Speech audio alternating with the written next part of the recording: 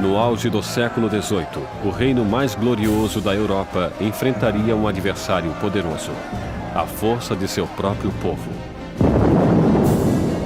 Um homem se ergueria para inspirar a nação a afastar um rei relutante, uma rainha odiada, e uma nova república nasceria no sangue da Revolução Francesa.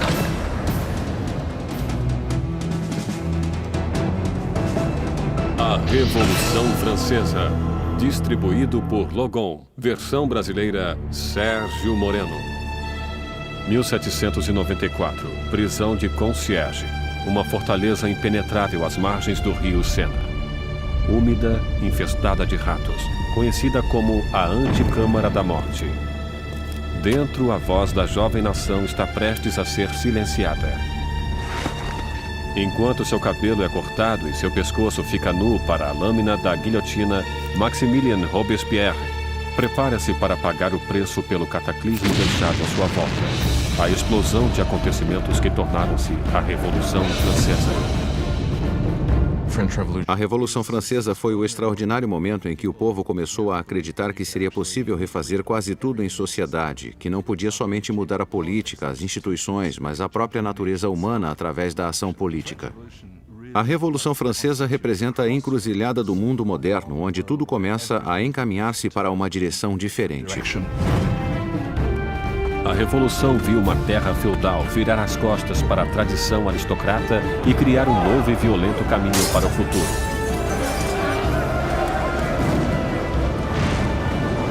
Faria estremecer os próprios fundamentos da Europa e seu impacto seria sentido além dos mares. É o acontecimento mais importante da história ocidental. Há desenvolvimentos que podem rivalizar-se com ela, como a Revolução Industrial ou o capitalismo. Não consigo pensar em nada mais importante. Foi a revolução que mais abalou o mundo, se considerarmos que acabou com a Igreja Católica, livrou-se do cristianismo, livrou-se da nobreza, do rei e de todas essas coisas. A Revolução Francesa levou o pão aos pobres, a democracia à França, e estabeleceu uma nova ordem na sociedade. Mas o progresso custaria seu preço. Era um momento de esperança e ambição extraordinárias e acabou transformando-se em tragédia. Alquebrado e derrotado, Robespierre, que há pouco tempo ocupara o cargo mais alto, encontrava-se em meio à revolução mais cruel e sangrenta da Europa. Fiel a seus ideais, era chamado de o Incorruptível. Tão poderoso que qualquer manifestação sua causava o medo em toda a cidade. Um mestre em oratória, as palavras de Robespierre eram suas armas. Agora silenciado por uma bala na mandíbula, aguarda o mesmo final brutal a que obrigara tantos outros. A revolução devoraria seus criadores.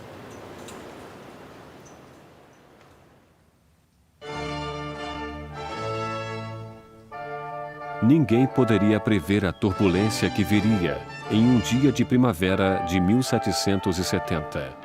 O castelo de Versalhes estava repleto das multidões brilhantes da corte real. Terminada em 1682, Versalhes foi a obra-prima do rei Luís XIV. Para colocar alguma distância entre ele e seus súditos, Luís XIV elege para a capital da França essa pequena cidade distante 20 quilômetros a oeste de Paris, onde ele ordenou a construção do palácio mais magnífico da Europa. Durante quase 100 anos, ele foi o trono da monarquia da nação e hoje é testemunha de um casamento muito importante.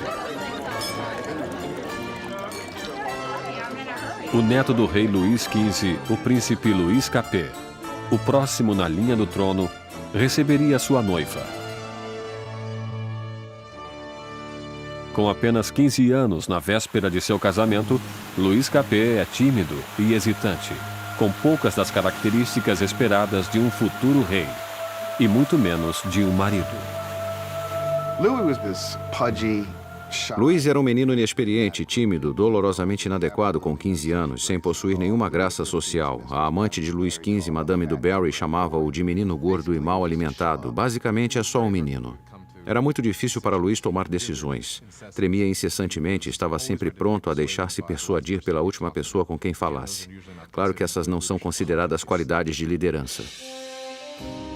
O casamento de Luís era uma união política entre a família real austríaca, os Habsburgo, e a sua própria, os Bourbon. O casamento simbolizaria o fim de uma antiga rivalidade e o começo de novos laços regionais. A jovem noiva chega à França. É uma menina de olhos grandes, de 14 anos. Maria Antonieta. Maria Antonieta era uma arquiduquesa austríaca. Era a filha mais jovem da imperatriz Maria Teresa.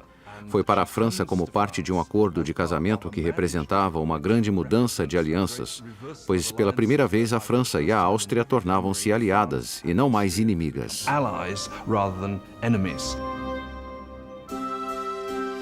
Maria foi para a França como um símbolo político, mas como adolescente tinha pouco interesse em assuntos políticos. Quando Maria Antonieta chegou a Versalhes, era muito jovem, não sabia muita coisa sobre o país em que viveria, não conhecia os costumes, não sabia nada sobre a corte, era uma moça de cabeça firme e muito alegre, mas ainda era uma menina. Quando Maria Antonieta chegou a Versalhes, era apenas uma adolescente loura, olhos azuis. Era bonita. Gostava de ser atraente para as pessoas e chegou com a intenção de conquistar o marido e sua nova família.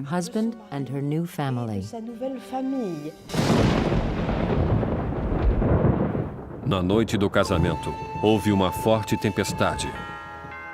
Mas a grandeza da cerimônia iluminou o palácio enquanto os recém-casados dirigiram-se para a alcova real. Em uma cerimônia que simbolicamente assegura a concepção de um herdeiro, os cortesãos do rei estavam presentes quando o estranho jovem casal foi revelado no leito nupcial pela primeira vez. A multidão estava encantada e as expectativas eram elevadas.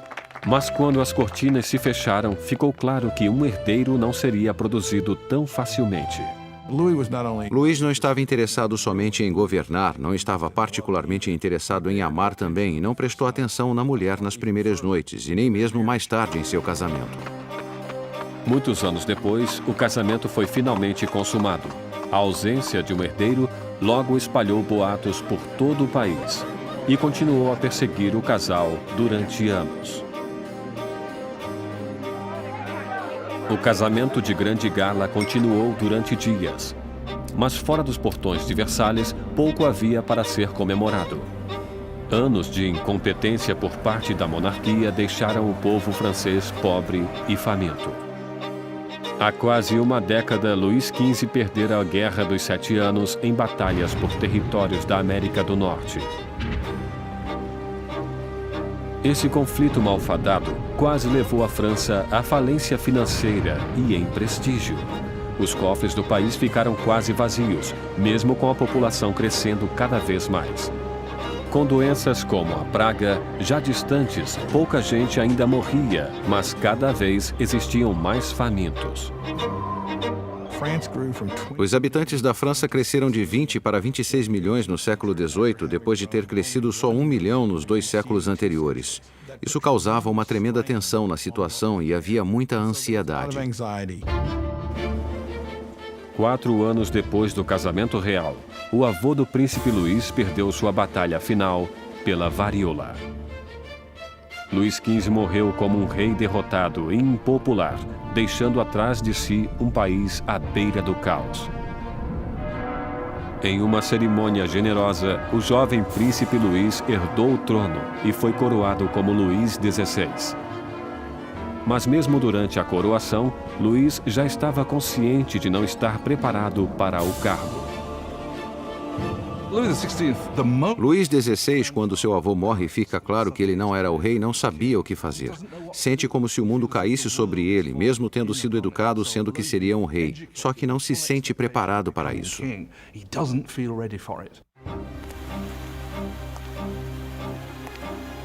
Para um reinado em crise, Luís XVI seria o pior homem a ser o novo rei. O jovem de 20 anos reza: "Protegei-nos, Senhor, pois reinamos muito jovens." Protegidos em seus aposentos reais em Versalhes, Luís e Maria iniciam suas vidas como jovens monarcas, enquanto, a apenas 20 quilômetros de distância, em Paris, outra nova era começava, que iria confrontar-se com a monarquia. Uma perigosa era de ideias. A era do Iluminismo.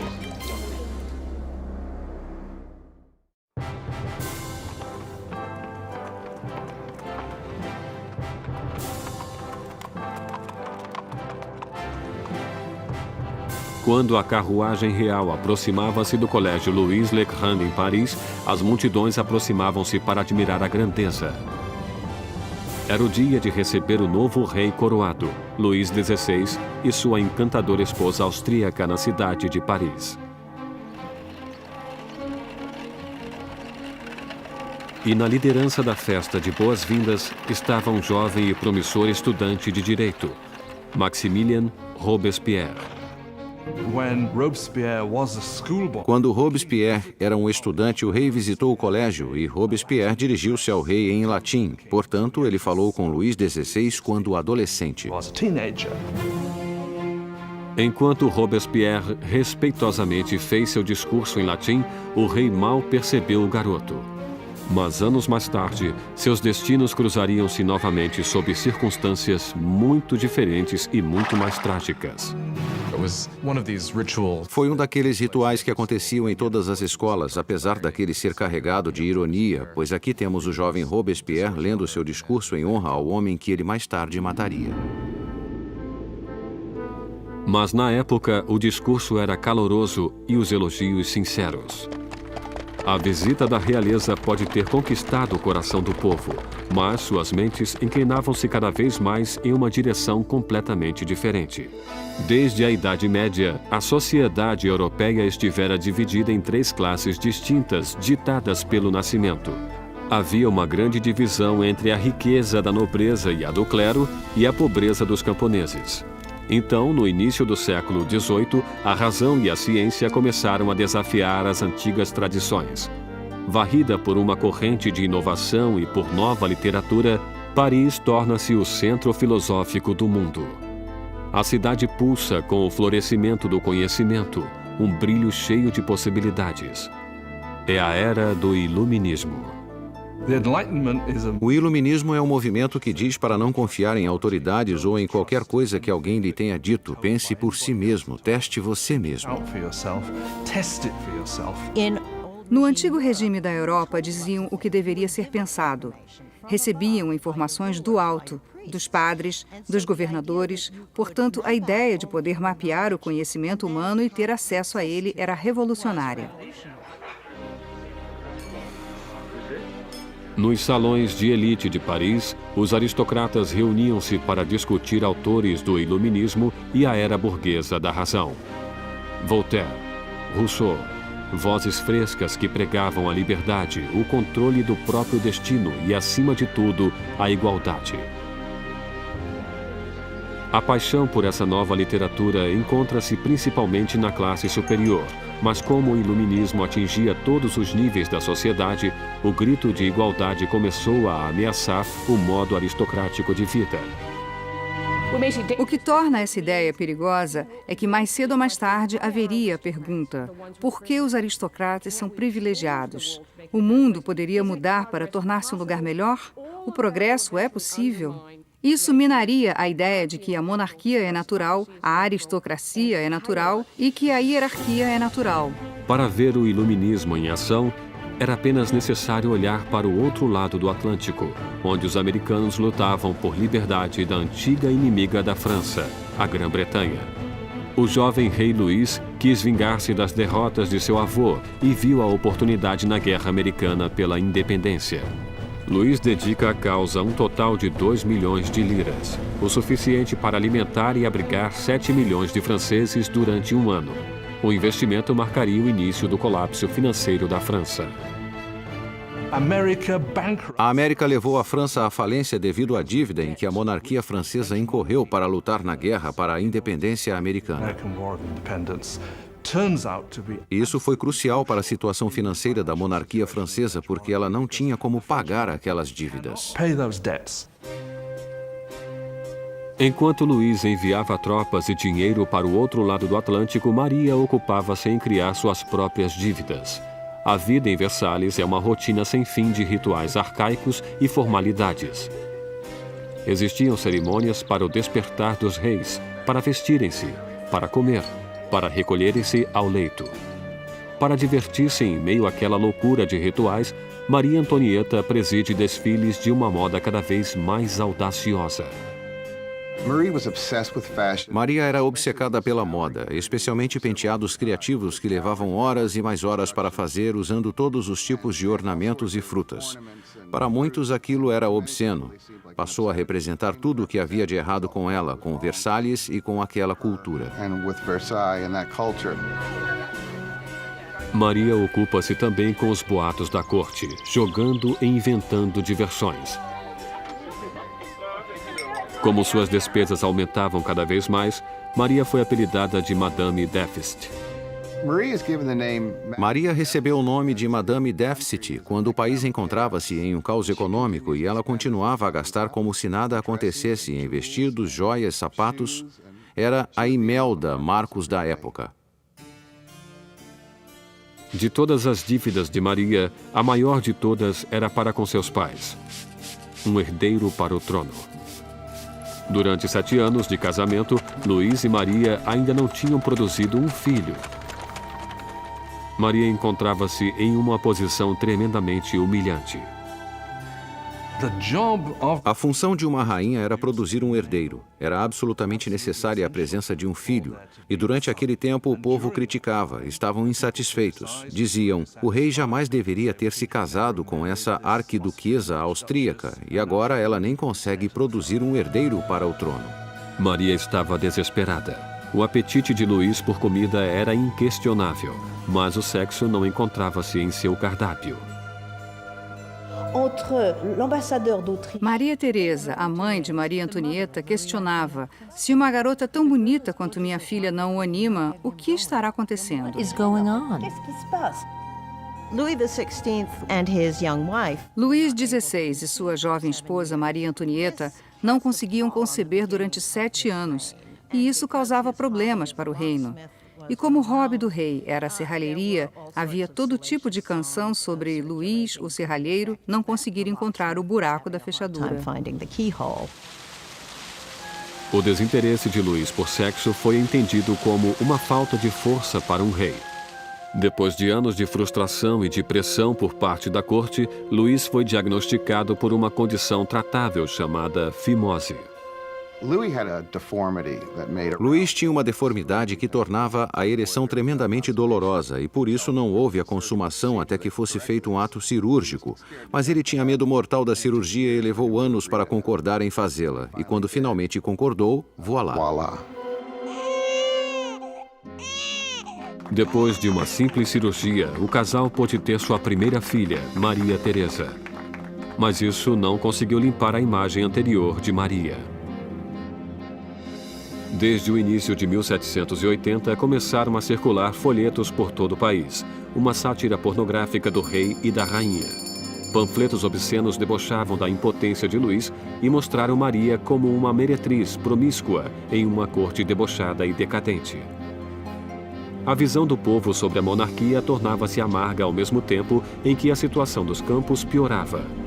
Depois de uma sucessão de más colheitas, a confusão causara o aumento do custo da farinha, levando a uma carência do que era o coração da dieta da França: o pão. Mas as reclamações paravam nos portões de Versalhes. Como a realeza continuava a viver em extravagância, as queixas eram limitadas ao papel. Uma acusação foi dirigida diretamente para a corte real. Vocês sabem por que existem tantos necessitados? É porque sua existência de luxo devora em um dia o que alimentaria 1000 homens. O homem por trás desta acusação?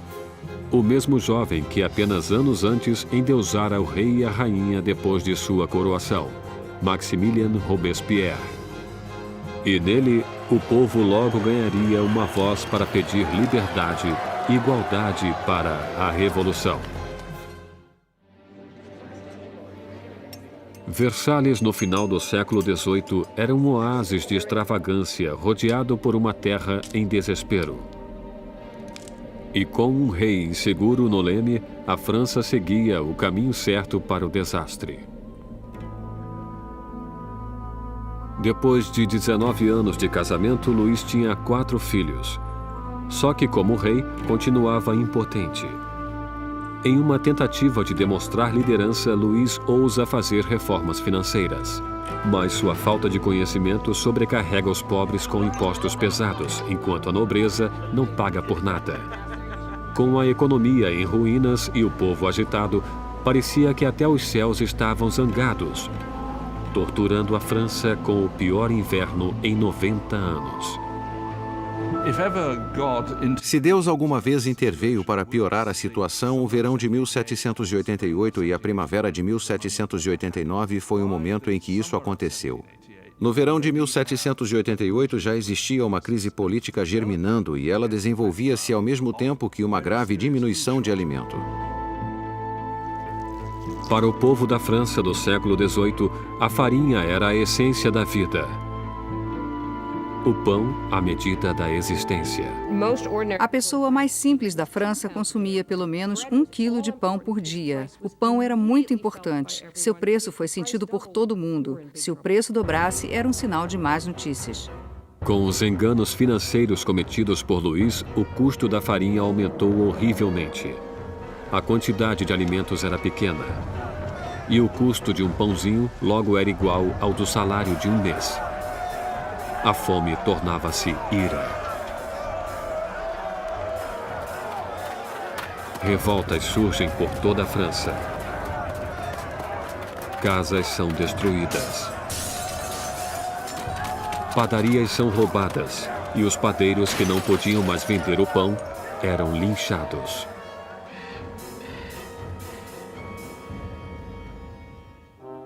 Com a economia em frangalhos, os bancos obrigam Luís a contratar um ministro das finanças, Jacques Necker, um pensador do iluminismo. Necker é popular de uma maneira que Luís só poderia invejar. Jacques Necker foi sem sombra de dúvida o ministro mais popular durante a primavera de 89, porque afirmou publicamente em seus pronunciamentos que o dever do governo seria garantir que houvesse pão suficiente para todos.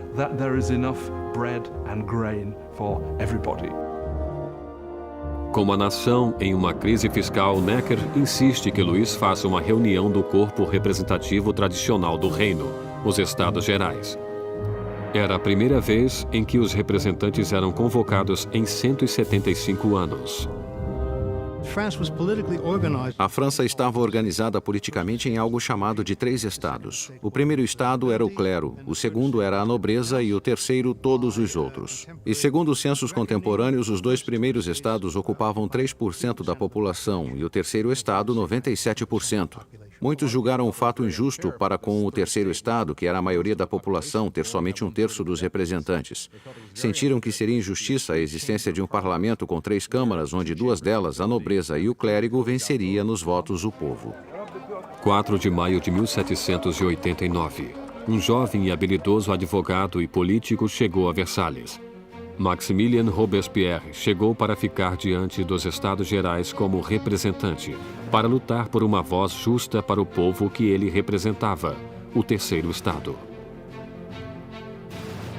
Órfão nascido no interior, Robespierre obteve uma proeminência acadêmica com seus estudos prodigiosos, tornando-se um orador eloquente, com ótima aparência, sem um fio de cabelo ou uma frase fora de lugar. Em casa, na pequena cidade de Arras, as ideias do iluminismo que absorvera nos salões de Paris fundaram uma voz poderosa, e ele tornou-se o mais importante advogado do local.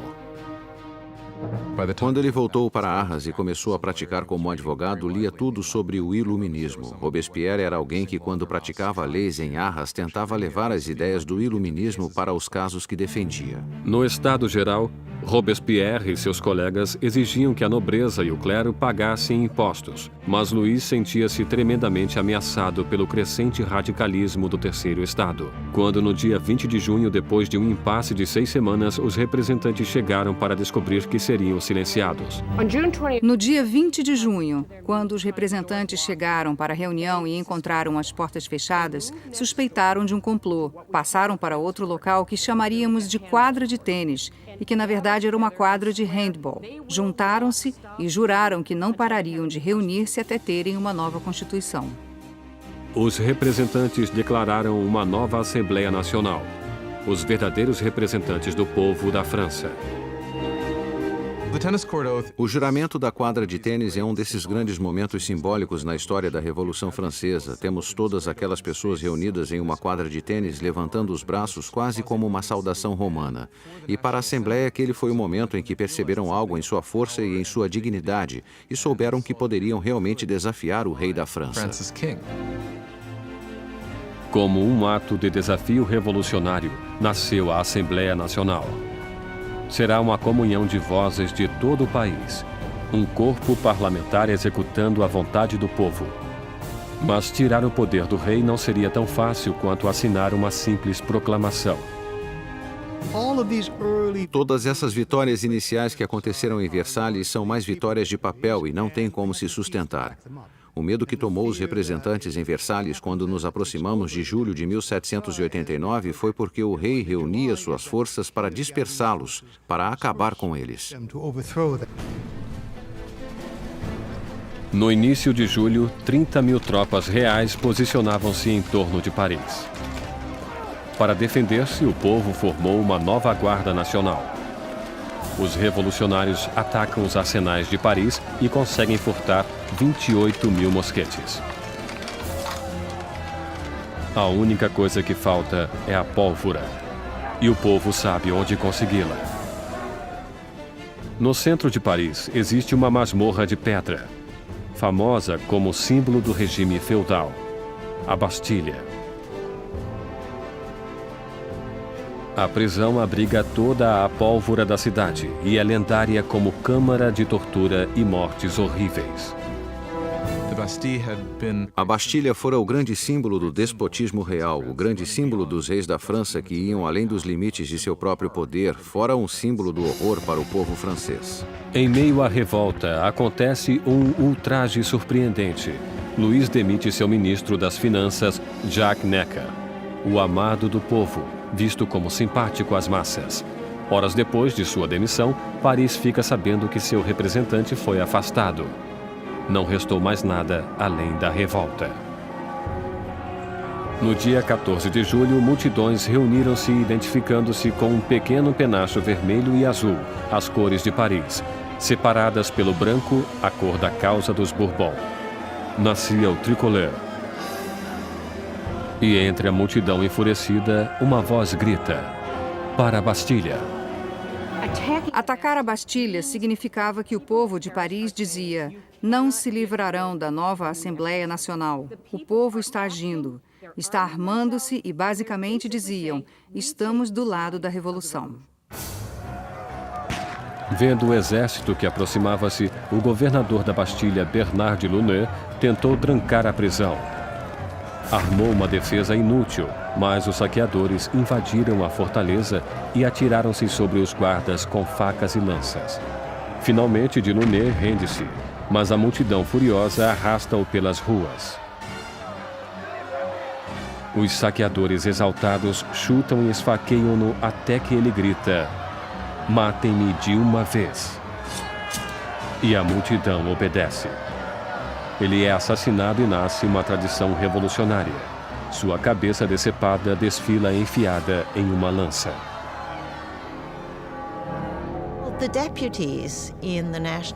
Os representantes da Assembleia Nacional não condenam esse ato de violência. Na verdade, aceitam-no. E foi essa aceitação da violência popular que, pela visão de algumas pessoas, criou um padrão que teria consequências catastróficas para o desenvolvimento da Revolução. Com a fumaça ainda pairando sobre a Bastilha, Luís XVI voltava da caça. Em seu diário, em 14 de julho de 1789, escreve nada, referência à sua caçada mal-sucedida. Um ajudante surge com as notícias das revoltas e da queda da Bastilha. Luís XVI pergunta: é uma revolta? Não, senhor, ele responde. É uma revolução.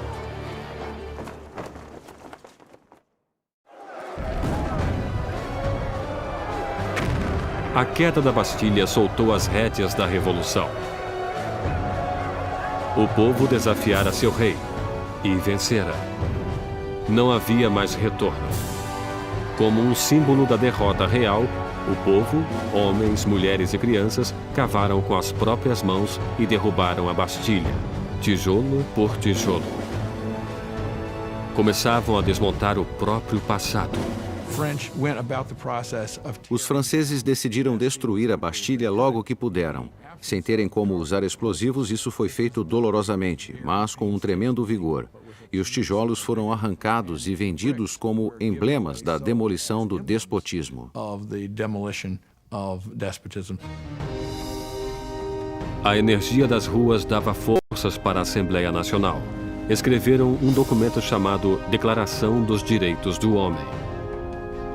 Por esse documento, distinções de classe arcaicas foram abolidas e todos os homens considerados como iguais.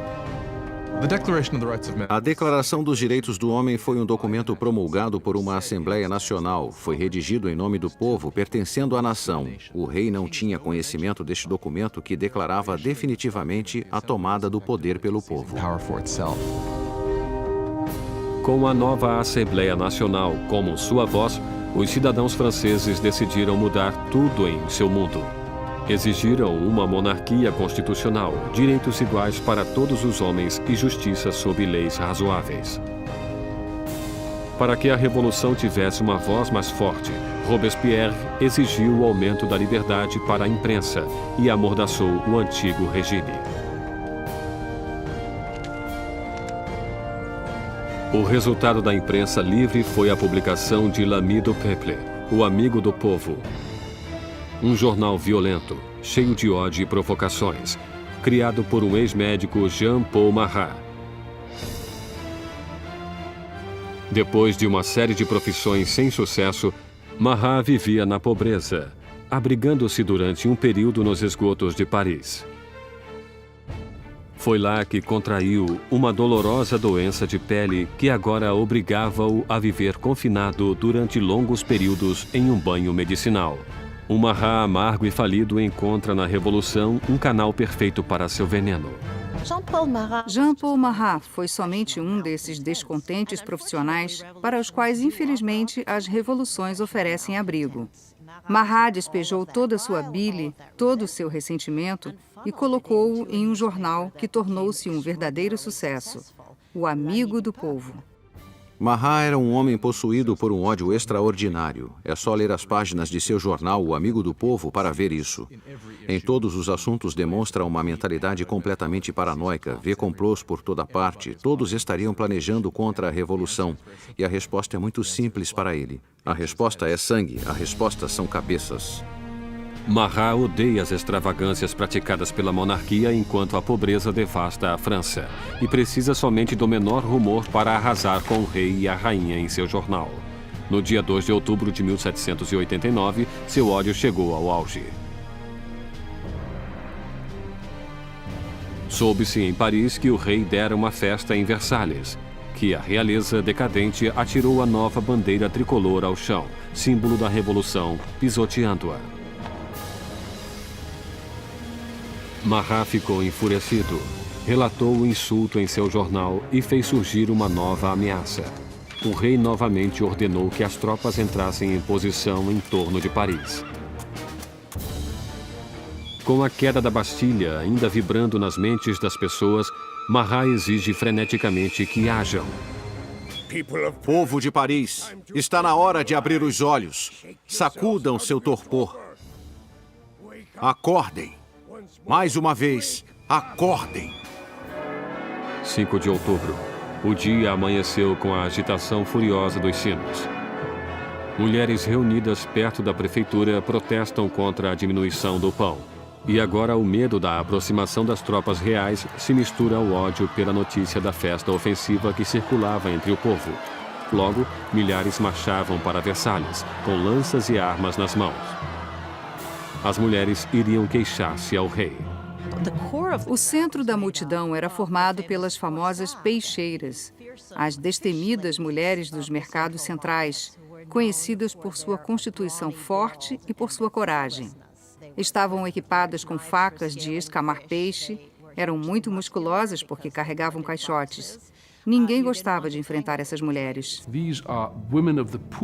Eram mulheres dos bairros pobres que eram mais afetadas pelo aumento do preço do pão, da escassez de produtos que subitamente começavam a perceber que precisavam agir. É extraordinário que essas mulheres comuns, a maioria nem sabendo escrever seu nome, de repente agissem como protagonistas de um processo histórico.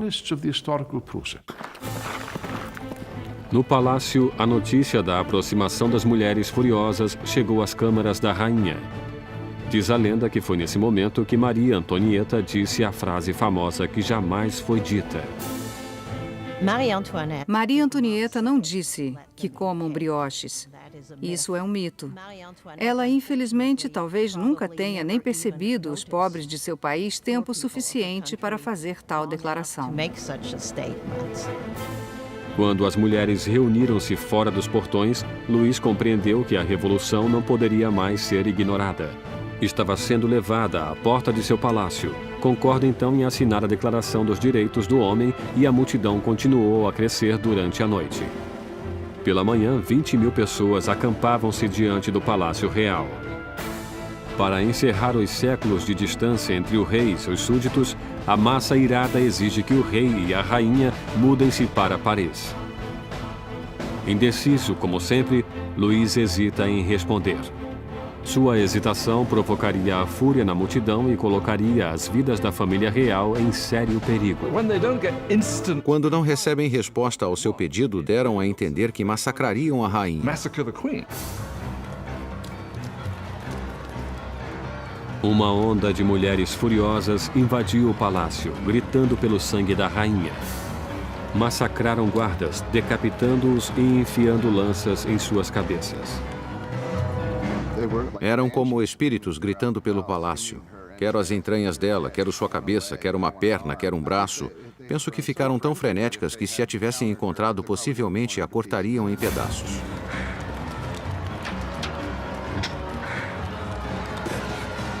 Temendo por sua vida, Maria escapa para os aposentos de Luís, poucos momentos antes das mulheres penetrarem em suas câmaras e estraçalharem sua cama. O rei e a rainha estavam à mercê da multidão. E o que ela queria era um pouco de atenção do rei. A única maneira das mulheres acalmarem-se seria a família real concordar em ir para Paris, já que as autoridades estavam em Paris. Seriam forçados a fazer o que o povo queria. 60.000 pessoas avançaram, deixando Versalhes em carroças e vagões carregados de farinha da despensa real. A carruagem foi escoltada até Paris. O rei e a rainha foram forçados a ir para Paris junto com as cabeças de seus guardas, que foram massacrados no palácio. Suas cabeças tinham sido decepadas em um ato de violência inigualável. As cabeças todas maquiadas desfilavam na frente da carruagem dos reis que as seguiam.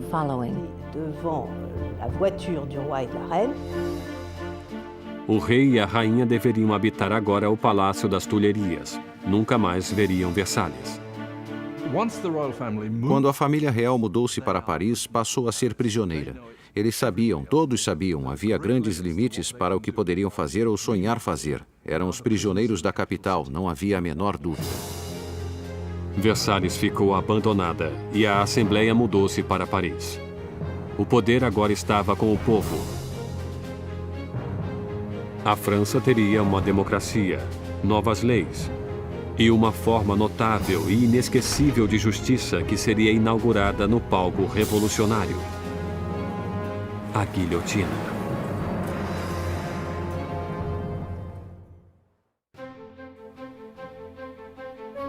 Maio de 1791, quase 2 anos depois que a família real e a Assembleia Nacional mudaram-se para Paris.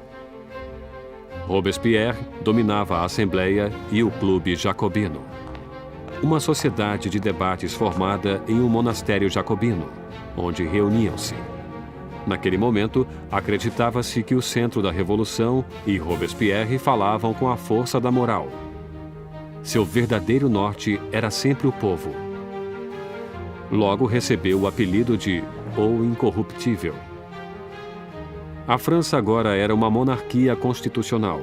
O rei foi obrigado a dividir o poder com os revolucionários na Assembleia, mas a parte de Luís diminuía dia a dia, enquanto era obrigado a assinar lei após lei diminuindo sua própria autoridade, além de outra do regime feudal, a da Igreja Católica. Luís decidiu que chegara a hora de fugir da nova república e montar uma campanha para reclamar seu reinado. Luís decidiu em 1791 que precisava retomar o controle do país. E sabia que só poderia fazer isso com a ajuda de um exército estrangeiro. Teve então a ideia de fugir do Palácio das Tulherias e dirigir-se para a fronteira mais próxima. 21 de junho de 1791. O rei e a rainha, disfarçados como criados, fugiram do olhar ameaçador de Paris. Planejavam conquistar sua liberdade. Já passava da meia-noite quando a família real chegou à pequena cidade de Varennes, 160 quilômetros a leste de Paris. Estavam perto da fronteira da Áustria, a salvação estava próxima. Mas seu caminho para a liberdade não foi adiante.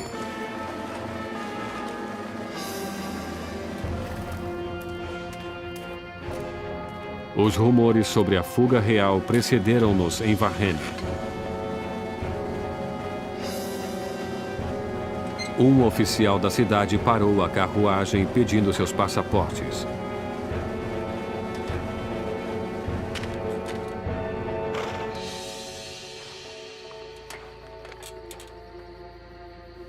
Sua suspeita foi confirmada. Era a assinatura do próprio rei. Ele ficou surpreso com a visão de seu rei. Mas a guarda revolucionária não demonstrou reverência pela realeza. O rei esperava que o povo o reconheceria e que haveria uma rebelião em seu favor. E, para seu horror e surpresa, não se deslumbravam ao reconhecê-lo. Viam-no como um fugitivo e imediatamente foi preso e levado a Paris. A ideia de que o monarca abandonara seu povo foi psicologicamente catastrófica. Esse acontecimento rompeu o laço entre Luís e seus súditos. Agora tinham um rei que não era somente supérfluo. Tinham um rei que também era um traidor.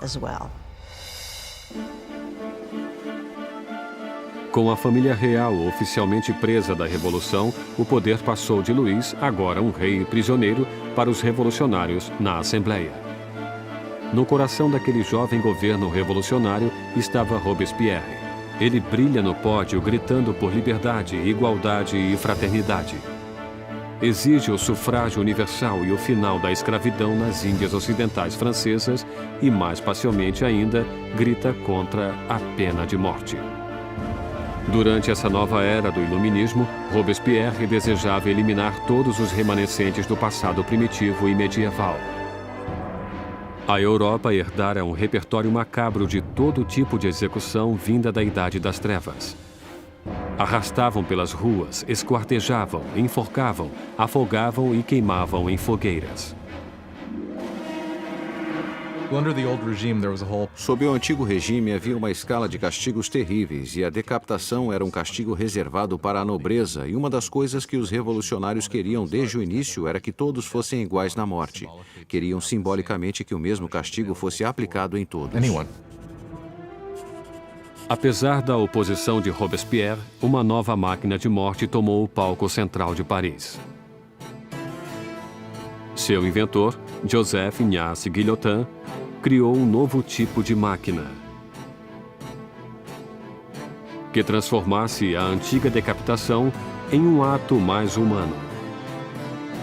O Dr. Guillotin descreve sua nova invenção para a Assembleia. O mecanismo cai como um raio.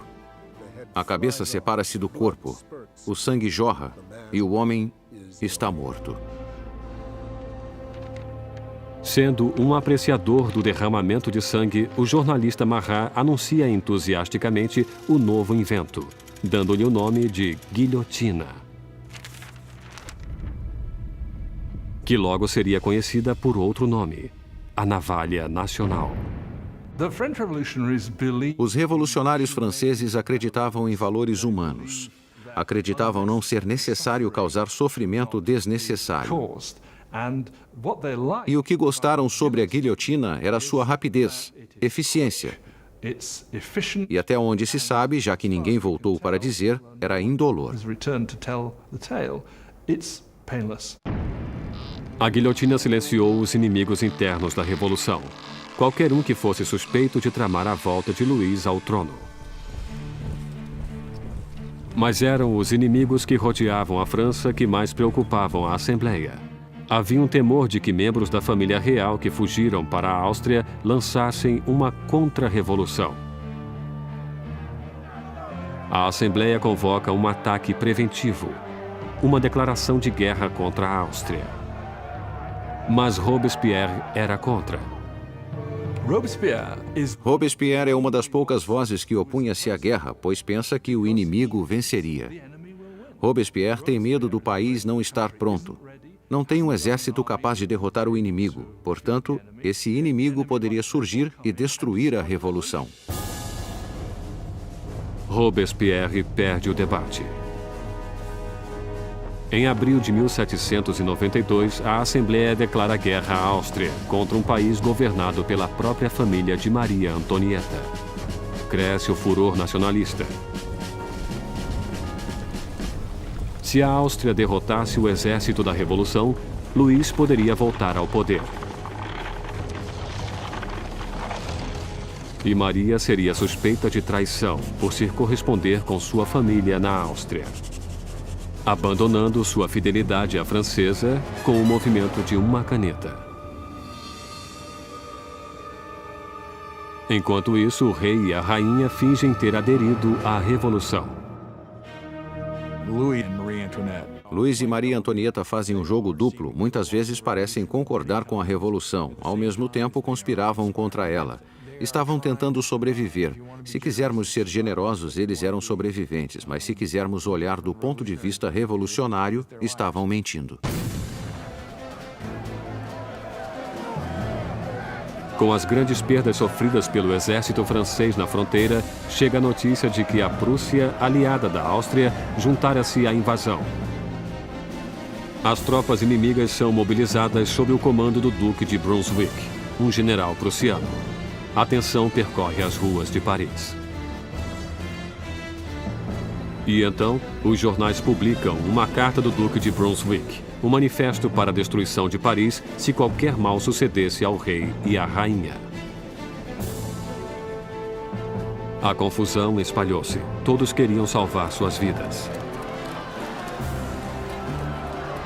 10 de agosto de 1792, 27 mil cidadãos armados, animados por um ódio indignado, dirigem-se para o Palácio das Tulherias e caíram sobre os guardas do rei em um ataque selvagem.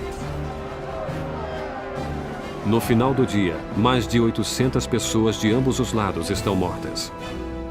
O rei foge para esconder-se na Assembleia, mas não existe mais a monarquia. Luís é oficialmente destituído de seu título. Nascia a República Francesa.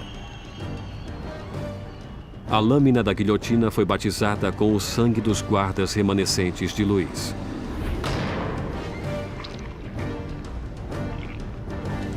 E Robespierre, que fora um sério oponente à pena de morte, mudou de ideia.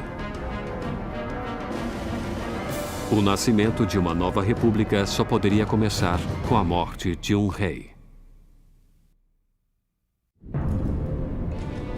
A nova máquina assustadora do Dr. Guillotin está no centro de Paris como um aviso. O castigo para quem desafiasse a lei e a ordem revolucionárias. Batizada há pouco com sangue dos guardas do rei, logo terminaria com a vida do próprio rei.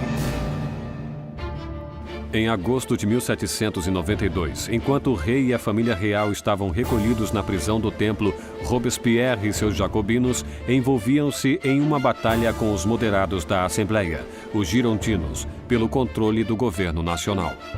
Mas nas ruas de Paris existe um novo movimento político. Como um símbolo de sua rejeição pelas tradições aristocráticas, os cidadãos comuns recusam-se a usar os calções pelos joelhos, ou culotes dos aristocratas. Denominam-se os sem-culotes os que não usam calças pelos joelhos. Os sem-culotes consideravam-se o verdadeiro povo francês. Não eram os mais pobres de todos. Geralmente eram bons artistas e donos de loja, gente desse tipo, pessoas que, pelo menos, afirmavam trabalhar com as mãos. Não usando os calções ou culotes, pois sem-culotes era um simbolismo essencial para os que não eram da aristocracia, não eram pessoas ricas, eram gente comum do povo. Os sem-culote tomam o controle do governo da cidade de Paris, enquanto os jacobinos e os girondinos agitavam o país da Assembleia Nacional, agora chamada de Convenção. Lutavam com o comando do exército francês, que rapidamente perdia terreno para a Áustria e para a Prússia. Enquanto lutava contra os inimigos na fronteira, o governo revolucionário castigava os inimigos do interior, traidores da realeza, que poderiam entregar Paris nas mãos dos invasores. Mais de 1000 pessoas foram presas e apinhavam a prisão: padres, jornalistas, homens e mulheres comuns.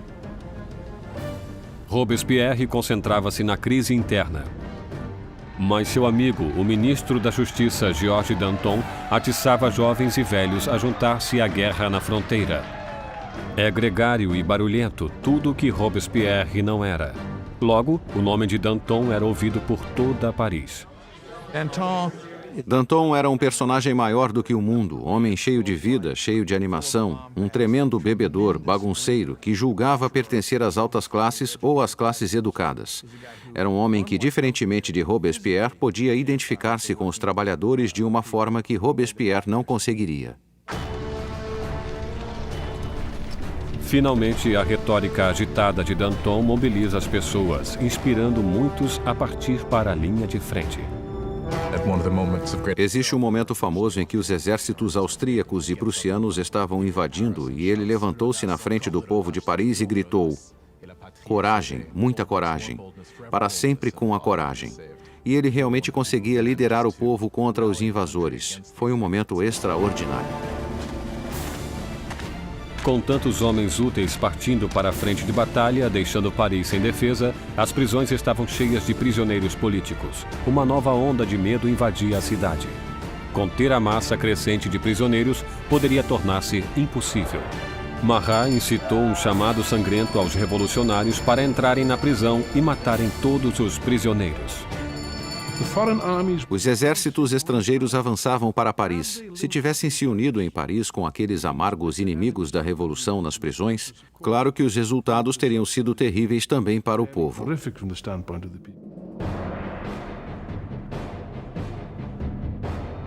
Na primeira semana de setembro, chegaram notícias desastrosas da frente de batalha. A Prússia tomara Verdun, uma cidade na estrada para Paris. O inimigo agora estava muito próximo. O medo, tomando conta de Paris, explodiu. Os sem-culotes invadiram as prisões e atacaram ferozmente os prisioneiros. Nenhum traidor permaneceu vivo. Os sem-culotes invadiram as prisões, particularmente aquelas onde eram mantidos os padres, onde estavam os nobres, os prisioneiros políticos, e iniciaram seu próprio julgamento. Foram rápidos e, obviamente, tudo terminou em carnificina.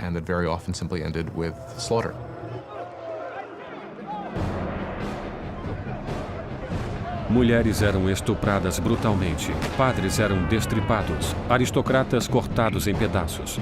Há uma estimativa de que mais de 1.600 pessoas foram mortas em questão de dias. Quando a notícia do massacre de setembro espalhou-se pela Europa, os inimigos da Revolução estavam a salvo.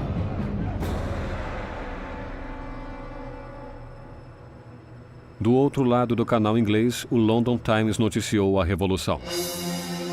São esses os direitos do homem? É essa a liberdade da natureza humana? Os tiranos mais selvagens de 4 patas que percorrem a África inexplorada são superiores a esses animais parisienses de 2 patas. A Revolução tomara uma direção inesperada.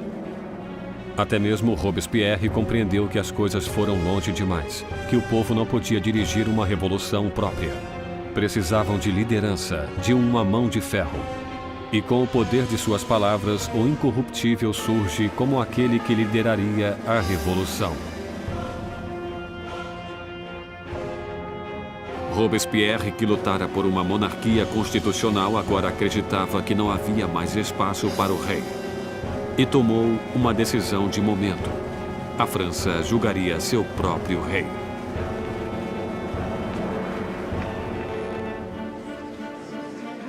Após a conclusão do veredito, a única questão era a sua única punição. Os moderados girondinos pediam que sua vida fosse poupada, deixando-os isolados na convenção. Os girondinos cristalizaram-se como uma facção na convenção sobre o debate sobre o rei, pois mesmo desejando uma república, não tinham certeza de que o rei devesse morrer. Mas os girondinos foram vencidos pelos jacobinos que queriam sangue. Por que os jacobinos queriam matar o rei? Creio que queriam matá-lo porque, como Robespierre disse brilhantemente, temos que matar o rei para que a revolução viva. Se o rei estiver certo, a revolução estará errada. Em qualquer sistema que tenha existido, só existe uma penalidade para a traição, e esta é a morte. E nesse sentido, se o rei era culpado de trair o país em tempos de guerra, então deveria morrer como traidor.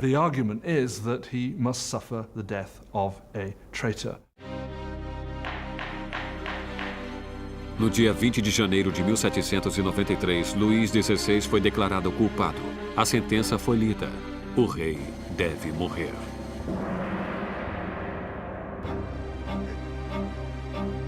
Naquela noite, ele reuniu-se brevemente com a família. Calmo diante de suas lágrimas, prometeu voltar na manhã seguinte para uma despedida final. Não voltou. Não suportaria a angústia de sua família e não queria enfraquecer-se no caminho para a guilhotina. Pela manhã, uma carroça levou Luís para o cadafalso. E ele historicamente encaminhou-se para a lâmina.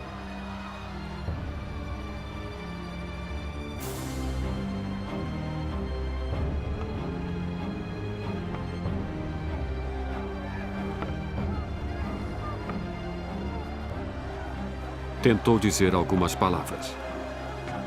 Espero que minha morte seja para a felicidade de meu povo.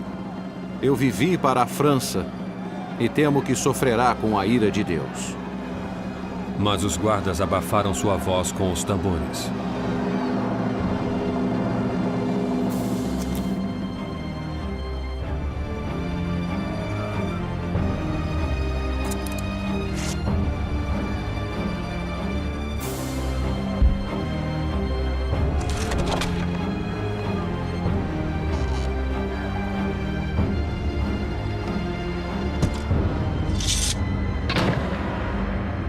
Às 10h22 da manhã, o homem que fora rei não mais existia. Na prisão do templo, Maria ouviu os tiros de canhão anunciando a morte de seu marido. Desmaiou de desespero.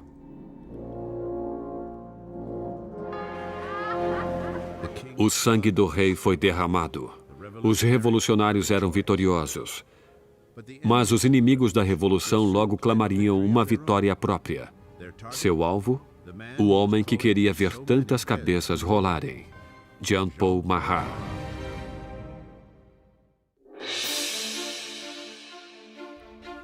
A execução de Luís XVI marcou a vitória dos revolucionários. Quando a jovem nação da República Francesa literalmente nascia do sangue. No final de 1792, os radicais jacobinos, acreditando que a jovem revolução corria o perigo de ser sabotada por traidores, incitavam a revolução por meios cada vez mais violentos. Mas os girondinos, representando o povo do campo francês, queriam diminuir a violência por medo de que ela levasse a uma guerra civil.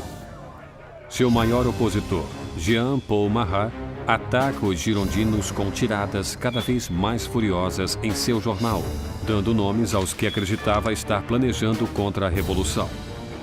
Marat, que já pedira a execução de 200 pessoas, agora queria 200.000 cabeças. Quando olhamos para o jornalismo de Marat, vemos que ele tem um princípio básico que é ser mais extremista do que qualquer outro e pedindo a morte de pessoas. Em seu jornal, sempre dizia, se ao menos decepasse algumas cabeças, nada aconteceria. E quando as coisas não iam bem, se cortasse mais cabeças, então ficariam bem. Subitamente, o povo de Paris começou a massacrar o povo e Marat é o primeiro a levar o crédito por isso. Mas o movimento radical não foi aceito em toda parte. O povo de fora de Paris estava furioso com a tremenda brutalidade dos jacobinos e pediram o fim do derramamento de sangue. E a mensagem chega à encantadora Charlotte Corday, uma jovem inteligente e determinada do interior. Charlotte Corday era uma pessoa comum da cidade de Caen. Ficou perturbada com a matança que acontecia e considerou, talvez com razão, que Marat era um dos principais responsáveis por aquilo. Ele fora um instrumento do lado radical da revolução. Era conhecido por pedir cabeças. No dia 13 de julho de 1793, Charlotte Corday chegou a Paris. Sabia que o amigo do povo mantinha uma política de portas abertas em sua casa, onde podia ser encontrado a qualquer hora em seus banhos medicinais. Corday usou o pretexto de que tinha uma lista de traidores, pessoas que queriam terminar com a revolução. Marat pediu a lista, prometendo a Corday que os traidores iriam para a guilhotina no dia seguinte. Ela entregou a lista para ele e puxou um estilete, esfaqueando-o no peito.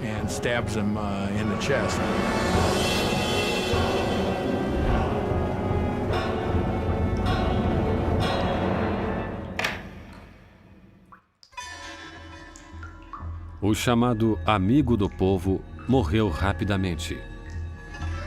A voz irada de seu jornal calou-se.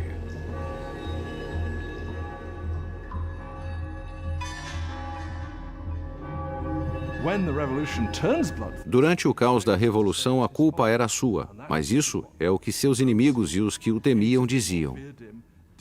E por esse motivo, entre outros, Charlotte Corday o assassina em 1793. Foi porque ela o via como responsável por muitas das atrocidades sangrentas que ocorreram. Corday nem tentou escapar. E durante seu julgamento, não demonstrou arrependimento. O que esperava conseguir assassinando Marat? Paz. Agora que ele está morto, a paz voltará a meu país. Charlotte Corday rapidamente foi executada, e seu sonho de paz morreu juntamente com ela. Ela matou Marat, o homem, mas criou Marat, a lenda. Sua morte foi representada pelo pintor revolucionário mais importante, Jacques-Louis David.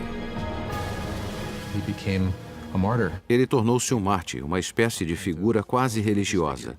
Pessoas ofereciam preces por ele, diziam coração de Jesus, coração de Marat. Existiram momentos, como em seu funeral, onde a banheira na qual foi assassinado foi elevada em um altar quase como crucifixo. Se olharmos para o quadro de Davi sobre a morte de Marat, vê-se claramente que seu corpo está enrolado exatamente da mesma forma que o corpo de Cristo é mostrado nas representações clássicas da Pietà, da descida da cruz. Vemos uma identificação claríssima de Marat com Cristo, com Marat representando uma nova espécie de Deus da República Radical.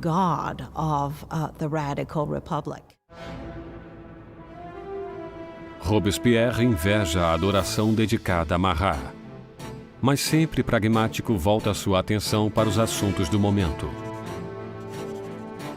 Porque, apesar de Marat estar morto, ainda existem outros exigindo mais sangue, o sangue real. Concierge, a Anticâmara da Morte. 8 meses após a execução de seu marido e apenas dias após a morte de Charlotte Corday, Maria Antonieta está presa ali, em uma cela repulsiva, completamente sozinha. Uma das piores coisas que aconteceram a Maria depois da execução de Louis foi que seus filhos foram afastados dela.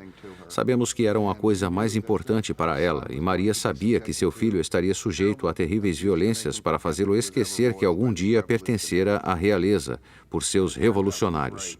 E ela estava certa. Poucos anos depois, seu filho morreu de negligência e violências terríveis. A ex-rainha Maria Antonieta estava com 38 anos de idade, mas a revolução a envelhecera, era apenas uma sombra. Maria Antonieta fora uma mulher muito bonita e elegante até a Revolução. Entre 88 e 89, emagreceu e seus cabelos ficaram brancos. Abandonou toda a sua vaidade e suas coisas bonitas. Ficou magra demais. Quando chegou ao julgamento, estava irreconhecível.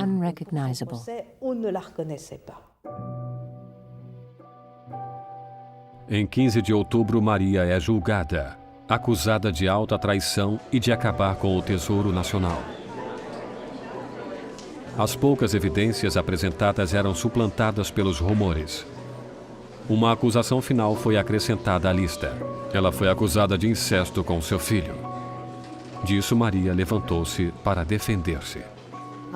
Apelo à consciência e sentimentos de todas as mães presentes para declarar se não existe uma só entre vós que não estremeça ouvindo tais horrores.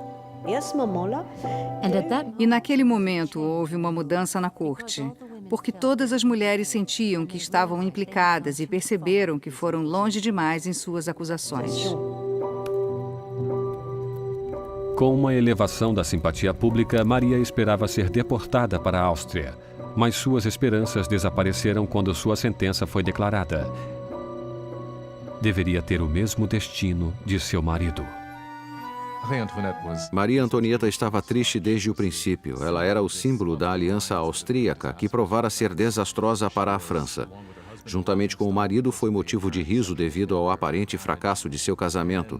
E ela era o símbolo da cultura da corte, em uma época em que o povo passava a ver essa cultura como algo completamente corrupto e terrível para o país. Portanto, por todos esses motivos, ela foi odiada como nenhuma outra rainha da França o fora antes. Era desprezada, vilipendiada. De sua cela, Maria escreve uma carta final despedindo-se de seus filhos e de sua família, prometendo ser corajosa. Seus longos cabelos grisalhos foram cortados, preparando-a para a lâmina.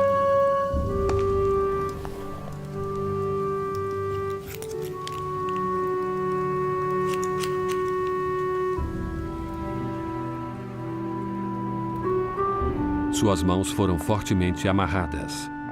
Quando saiu pelos portões da prisão, esperava uma carruagem. Em vez disso, foi levada por uma carroça como uma criminosa comum. Ela esperava que, quando fosse levada para a execução, teria o mesmo tratamento do rei, que iria em uma carruagem fechada para que a multidão não pudesse vê-la. Mas colocaram-na em uma carroça aberta para que as pessoas pudessem gritar todo tipo de ofensa, coisas terríveis, ameaças horríveis. Uma sombra da soberana que foi um dia. Maria Antonieta mantém uma dignidade de rainha enquanto desfila pelas ruas de Paris.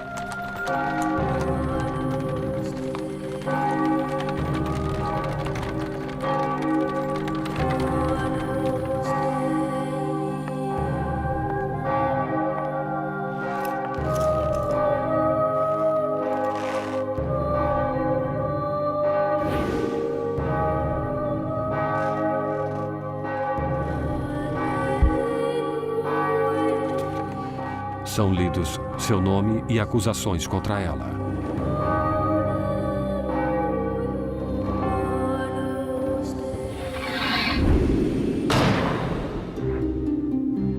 A última rainha da França está morta. Vários dias depois, seguiram-se mais execuções. Os membros da Convenção Nacional perceberam o exagero de mortes. Já perdiam colegas um após o outro para a guilhotina. A revolução parecia Saturno devorando seus próprios filhos.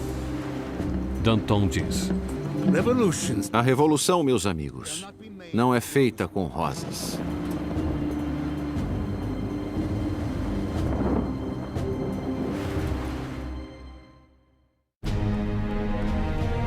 Setembro de 1793. 4 anos passaram-se desde a Revolução e a França estava sendo despedaçada. Havia uma violenta insurreição nas províncias e enormes perdas causadas pela guerra contra a Europa. Em uma derrota famosa, os britânicos tomaram o porto de Toulon. A Europa estava comendo a França por suas fronteiras. A França era o maior e o mais popular país da Europa Ocidental. Foram uma grande força militar e, naturalmente, quando entrou na Revolução, muitos de seus inimigos e muitos de seus aliados pensaram haver chegado à chance de tomarem não um pedaço do território francês, mas certamente para enfraquecer-se às custas dela e para enfraquecê-la definitivamente. A França estava isolada no centro da Europa, estava bloqueada pela Bretanha, era atacada e invadida pela Áustria e pela Prússia. O povo de Paris estava tomado de medo de que a vitória da contra-revolução levasse a um banho de sangue. Danton e Robespierre, os astros oradores da Convenção, perceberam que teriam que agir para salvar a Revolução. Convenceram seus colegas a instituir uma nova forma de lei marcial. Está na hora de todos os franceses desfrutarem de uma igualdade sagrada. Está na hora de impor essa igualdade através de atos de justiça contra traidores e conspiradores. Que o terror seja a ordem do dia. E assim tem início um novo capítulo na Revolução. Um período de violenta repressão chamado de O Terror. Em uma virada notável, os revolucionários suspendem a nova Constituição e os direitos que ela garantia. Espiões policiais espalham-se por todo o país. Qualquer um que fosse suspeito de atividade contra-revolucionária era preso, rapidamente julgado e enviado para a lâmina nacional. O reinado do terror foi criado como um governo de emergência. O que compreendiam como terror era insuflá-lo nos corações dos inimigos da República. E eles ou aceitariam as regras ou seriam presos e condenados. Arrested and disposed of. A menor suspeita poderia mandar qualquer um para o cadafalso. Políticos que comentassem a monarquia defunta. Qualquer um que usasse as palavras Monsieur ou Madame ao invés da nova forma de tratamento cidadão. O ar estava carregado de paranoia. Vizinhos denunciam vizinhos. O rolar incessante das carroças da morte percorriam as ruas de Paris. A execução paira sobre as cabeças do povo. Todos sabiam que em Paris havia vários espiões da polícia por toda parte. Nas filas do pão, escutando o que as mulheres diziam e entregando-as se não gostassem do que ouviam. Podiam ser entregues não somente por se queixar do preço alto do pão, mas também por não mostrar-se muito entusiasmado com o andar da carruagem e com o sucesso da Revolução. Qualquer comentário poderia causar problemas às pessoas. A Convenção instituiu um tribunal revolucionário, expedindo julgamentos e execuções com grande eficiência. Para consolidar o poder, formaram um conselho de 12 homens chamado Comitê de Segurança Pública. O maior poder deveria ser delegado a um grupo menor e esse grupo tornou-se o Comitê de Segurança Pública, que finalmente resumiu-se a 12 pessoas que governavam a França como uma ditadura coletiva. Com suas palavras de mestre e sua visão revolucionária, Robespierre tinha a voz mais forte nas reuniões. E essa voz pedia mais sangue.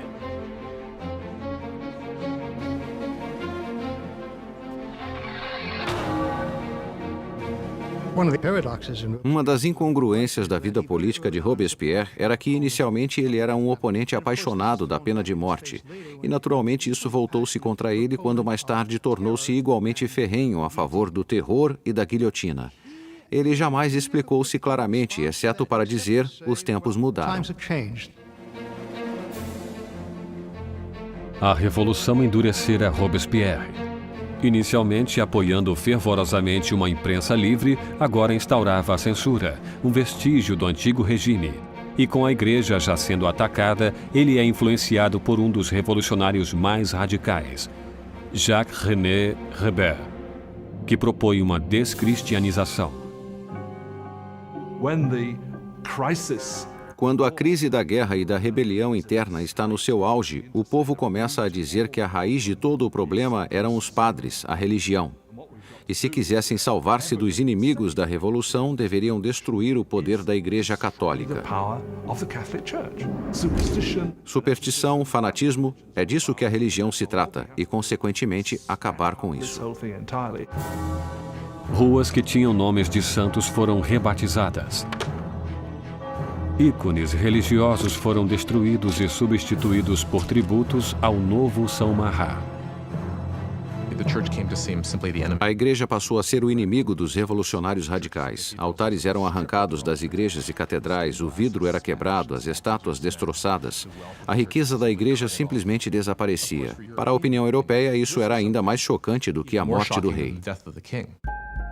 Nem mesmo o calendário cristão foi poupado. Os anos já não eram marcados a partir do nascimento de Cristo, mas de setembro de 1792, a queda da monarquia. Agora era o ano 1. Os meses receberam nomes de acordo com as estações. Julho tornou-se Thermidor, abril Florial. Os meses foram partidos em 3 semanas de 10 dias cada. O calendário revolucionário foi destinado como uma arma contra o cristianismo, contra a fé cristã. É claro que com uma semana de 10 dias não haveria mais o domingo, e o povo nem sabia mais quando seria o domingo. Era o que esperavam. O terror espalhou-se por toda a França. Insurreições são abatidas com uma crueldade sem limites. Na cidade de Lyon, onde os contra-revolucionários ganhavam terreno, o Comitê de Segurança Pública exibe um exemplo cruel. Centenas de rebeldes são amarrados, enviados para os campos e assassinados em massa.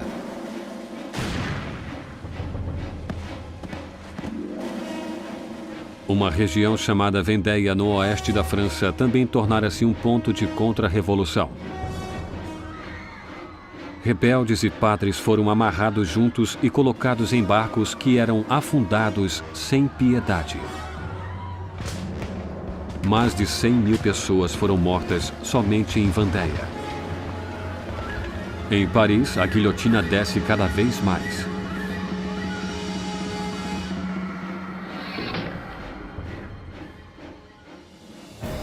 Os exércitos franceses finalmente conseguem vitórias nas fronteiras. Sob as ordens de um brilhante comandante, Napoleão Bonaparte, o exército francês faz com que a Marinha Britânica realize uma retirada desmoralizante em Toulon. A revolução está em seu auge. Robespierre está em seu mais alto poder. Dominara todos os inimigos da revolução e alcançara o sucesso através do terror. Durante um tempo, o terror foi um meio eficiente de reunir o país, o governo e lutar uma guerra com várias frentes. No leste, no norte, por toda parte. Lutando contra uma guerra civil em Vendéia, a mais sangrenta de todas. E também a guerra civil contra os girondinos e contra todos os revolucionários que se voltassem contra Paris. O terror atingiu sua meta, mas não parou. E não pararia, até devorar o homem que o criara. Maximilien Robespierre.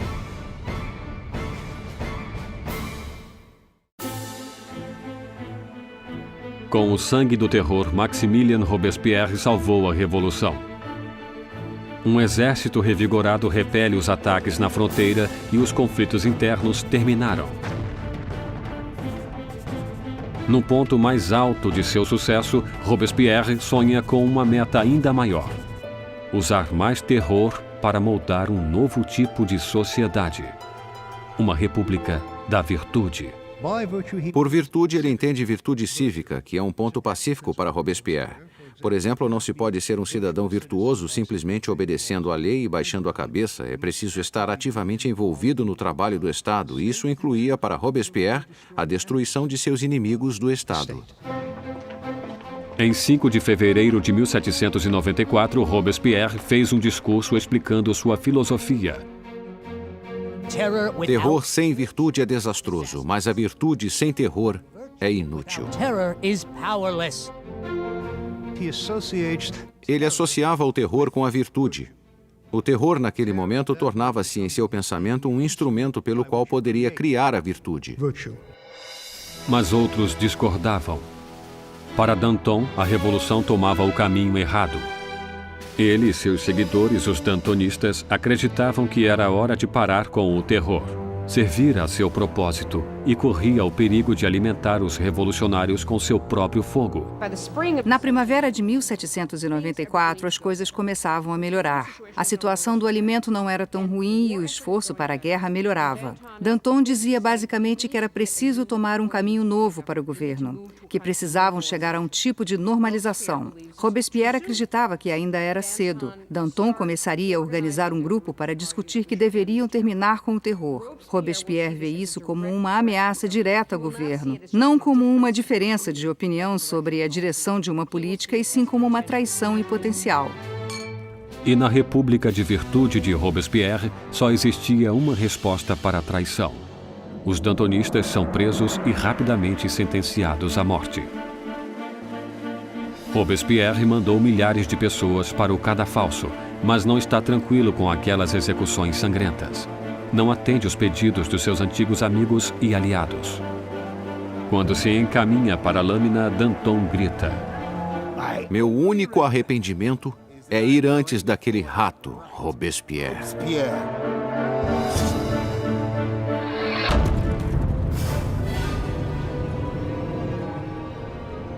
Com os dantonistas fora do caminho, Robespierre lança a França em um período ainda mais sangrento, mais horripilante. O Grande Terror. O Grande Terror foi o nome dado à última fase do terror na primavera e no verão de 1794. Foi o período em que o espaço entre as execuções começou a diminuir e, com isso, a atmosfera de paranoia, especialmente de Paris, mas por todo o país, começa a aumentar. Podemos checar o número de execuções até chegar a mais de 800 por mês em Paris, crescendo ainda mais no fim. O carrasco de Paris está mais ocupado do que nunca. Mas no dia 6 de junho de 1794, as carroças da morte pararam. A guilhotina silenciou. Robespierre declarou um novo feriado religioso, o Festival do Ser Supremo. Queria substituir o antigo Deus católico por um novo, a deusa da razão. Robespierre nunca foi um ateu, nunca apoiou políticas ateias, julgava que as pessoas precisavam acreditar em uma divindade e ajudou a criar esse culto chamado Culto do Ser Supremo, com um quadro extraordinário em Paris. Em junho de 1794, havia coros de pessoas vestidas de branco cantando, uma espécie de montanha de papel machê que foi construída no centro de Paris. E no momento crítico da cerimônia, Robespierre emergia no topo dessa montanha, vestido com uma toga e caminhando para o povo. Estou certo de que nesse momento muita gente pensou: o que ele está pensando? Que é Deus? Que é o rei? Quando o Grande Terror fugiu ao controle, os colegas de Robespierre viram o Festival do Ser Supremo como sua saída do mundo da realidade. Muitos pensaram que Robespierre chegara a uma posição tão extrema e fora da razão que não teria volta, que seu fanatismo o enlouquecera, que estava maluco.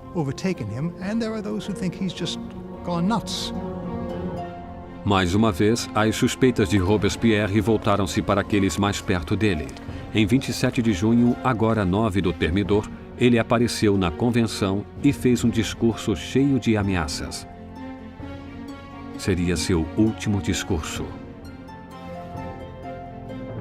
Robespierre cometeu um erro tático. Anunciou que tinha uma nova lista de inimigos, mas não a entregou. Portanto, todos tiveram medo de estar nela. E quando voltou no dia seguinte para entregar a lista, foi preso antes que pudesse falar. Um coro inesperado de vozes gritava fora Robespierre. Ele ficou chocado e em silêncio. Os representantes declararam-no um inimigo e removeram-no da convenção. Robespierre e vários de seus associados foram levados para a prefeitura, onde foram vigiados a noite inteira. Pela manhã, ouviram-se gritos. Os guardas correram para o segundo andar. Abriram a porta e viram uma cena inesperada. Um dos seguidores de Robespierre atirara-se pela janela. Outro atirara na própria cabeça. E Robespierre é encontrado semiconsciente com um ferimento de bala no rosto. Sua mandíbula partida por uma aparente tentativa de suicídio. Robespierre passa suas últimas horas sobre a mesa do Comitê de Segurança Pública, na mesma sala onde espalhara o terror até seu final sangrento. Enquanto é ridicularizado e insultado por seus antigos colegas, Robespierre não pode responder. O grande mestre da oratória fora silenciado. Na concierge onde a última rainha da França o precedera, Robespierre foi preparado para a navalha nacional. Seu companheiro de cela, o revolucionário Saint-Just, apontou para um quadro dos direitos do homem e disse: "Pelo menos fizemos aquilo." Robespierre dominara uma revolução e mudara a face da França. Reordenara a sociedade e dirigira um sistema sangrento e tirânico para garantir seu sucesso. Mas estava destinado a ser uma de suas últimas vítimas. O caso é que havia muito entusiasmo para terminar o terror, mas ninguém sabia como fazê-lo. E o mais surpreendente de tudo é que, no final, a única maneira de acabar com o terror seria com a queda de Robespierre. Em 27 de julho de 1794, a guilhotina decapitou o incorruptível. E foi derramado o último sangue do terror. O terror morre com Robespierre, mas a revolução não. Os direitos do homem, a democracia, a nova república, os resultados da revolução sobreviveriam aos próprios revolucionários. A França entraria em um período de incertezas, congelada entre o medo de outro terror, ou pior ainda, um retorno à opressiva monarquia que o precedera. Depois de 5 anos instáveis, o poder novamente é consolidado nas mãos de um único homem: Napoleão Bonaparte. Os historiadores discordam sobre o fim da Revolução. Alguns acreditam que ela morreu com a ascensão de Napoleão. Outros afirmam que a Revolução viveu até o século XIX e mais ainda. A Revolução foi o primeiro modelo definitivo em que um povo tomou seu destino com suas próprias mãos. A ideia, os antigos súditos, os que estavam em melhor posição, ou a monarquia mais gloriosa da Europa pudesse definitivamente reviver sua história, foi algo com resultados incríveis. A Revolução destruiu a parte fútil da Europa e mudou para sempre o curso da civilização ocidental. A questão levantada pela Revolução Francesa é saber quanto de violência é justificável para conseguir-se uma sociedade melhor. O povo teria o direito de destruir o que julgava ser um sistema injusto para substituí-lo pelo que estava convencido fosse mais justo. Quanto de violência é justificável para esse fim? Ainda temos que pensar no assunto. Enquanto Robespierre e seus companheiros dirigiam seu país para o futuro, muitos deles devem ter imaginado qual seria o resultado final. Mais de 200 anos depois do nascimento da República Francesa, o fantasma de Robespierre ainda persegue revoluções da Rússia ao Vietnã, da China à América Latina. A experiência francesa com a democracia inspirou modelos por todo o mundo. Onde existe tirania, o grito por justiça é eterno. Pela liberdade, igualdade, fraternidade. Pela revolução.